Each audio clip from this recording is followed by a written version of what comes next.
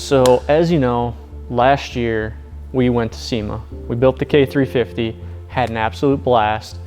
It was super cool truck, and I wanted to do it again. So Sean told me I could only do it again if I paid for the truck, if I bought the truck that time. So I went and bought a 2020 Silverado 1500, and here we are, back on the road to SEMA. So, I mean, I haven't bought a new truck in 8 years at this point. Everybody knows my black Silverado. It's been in like every single custom offsets video since we started doing videos. We've used the truck for NorCal demonstrations, different wheel and tire packages. Basically, we learned and grew this entire company off of that truck, which, you know, made that truck, it's even more sentimental. So I didn't get rid of it, I still have it.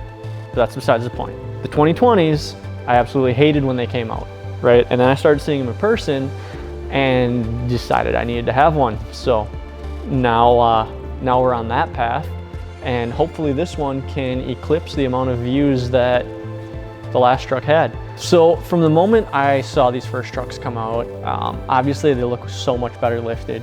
So I started doing some planning. Before I even had decided to buy a truck, before I had a truck, I was trying to figure out what to do to one. So I kind of picked out size range that I wanted to do, kind of the mods, the look that I wanted. Jared helped me out, created a little quick 5-minute Photoshop rendering, which actually kind of blew up. And we went from there. So super blessed to be able to hook up with Superlift this time around. We're gonna do an unreleased kit that you actually can't go buy against. Someday you'll be able to. But that was kind of the whole thing with the 350, was everything on the vehicle you can buy. I don't like doing that kind of stuff. I like making everything mine. So because this one's my truck, we're doing things a little bit differently. So we've got an unreleased kit that will be out someday from Superlift. King coilovers on there. So we're gonna run that. Obviously, Arcon's in-house, so we're gonna run with Arcon again. I got some 2414s coming, the newest design, the Roosevelt, which everybody absolutely says they do not like. I absolutely love it, so I'm gonna be super pumped that I'm gonna be the only one running that wheel, because I like to be different, contrary to the black truck that look like every other black truck on the market. But you know, you'll have that. Hooking up with Gladiator for some tires. I wanted something really aggressive this time around. It's not gonna get driven much, so I don't care if it's loud, I don't care if it wears fast. I just want something that's gonna look super cool. So I'm gonna do some 2414s, some 37s, so basically just be a wheel with some knobbies coming off of it, and we're gonna go that route right away. I've reached out to ADD. We're gonna try running one of their new bumpers on the front end of the truck, just because I like that pre-runner look. Same thing we did with the K350. Just gives you a little bit more room for those big old tires. I got a bunch of plans. I went all out. I bought an RST, so everything's color matched. So now everything that I put on it, I have to color match as well. So that's gonna take quite a bit of time.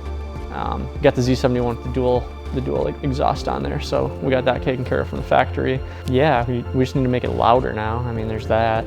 Now I know everybody's used to me running black on black, super like sleek-ish design, but with the K350, we did the bright candy red, and it turns a lot more heads. So this time around, I kind of want to do the same thing. I'm not going to tell you what color I'm going to do, just know that I'm not doing a black on black truck again. The color of the truck's going to be different. The color of the kit's gonna be different. Everything I'm doing, you're gonna be like, this is not what you do, but I wanted to be loud this time around, so that's the route I'm going. Now, the fact that I'm going with Superlift, they're technically owned by Truck Hero, who owns a whole bunch of brands. Basically, they're just an umbrella for a whole bunch of other brands, so they're gonna hook me up with some amp steps.